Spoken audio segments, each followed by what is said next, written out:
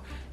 The stock market responding after the president posting on social media that he's personally meeting with Japanese officials today alongside his Treasury and Commerce secretaries.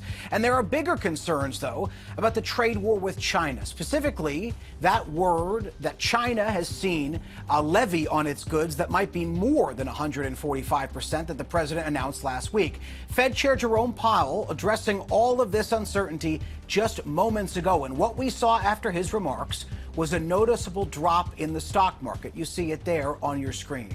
We want to get right to White House correspondent Karen Travers, who joins me now with more on all of this. Karen, welcome in. The White House has been clarifying that some of these Chinese products that are being charged this 245% tariff are not necessarily entirely because of these new tariffs announced by the president, but because of this confluence of tariffs. Explain to us what they mean by that.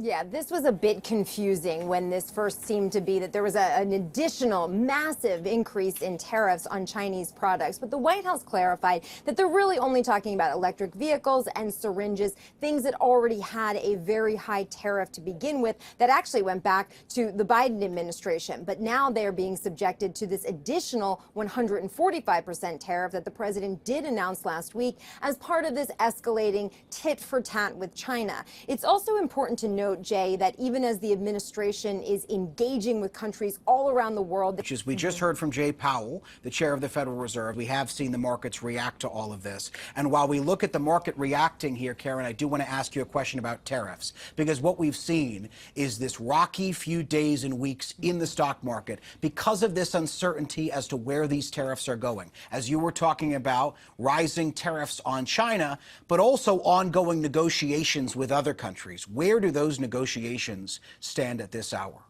Jay, the president said today that he would be sitting in on a meeting that his administration was having with Japanese trade officials. This is the first known meeting that we know of where the president is directly engaging. His administration has said he wants to be personally involved in these conversations, and they have said that they feel that they are close to a trade deal with about 15 countries. Now, take all of that with a grain of salt because they're not giving any details of what those look like and how close they actually are. But to get it back to the stock market, investors are looking for some certainty. They're looking for any indication that potentially those very stiff tariffs that the president right now has put on pause might not actually go into effect at the end of the 90-day pause. Remember last week, the president told me that if he does not reach trade deals that he likes, that are acceptable to his administration, those tariffs would go back into an effect. And that is significant right now for businesses who are trying to make plans for 3 months out.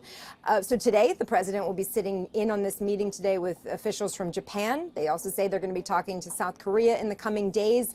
And this could be a blueprint for how other countries could model their own negotiations and get a trade deal with this administration. Karen Travers for us. Karen, thank you.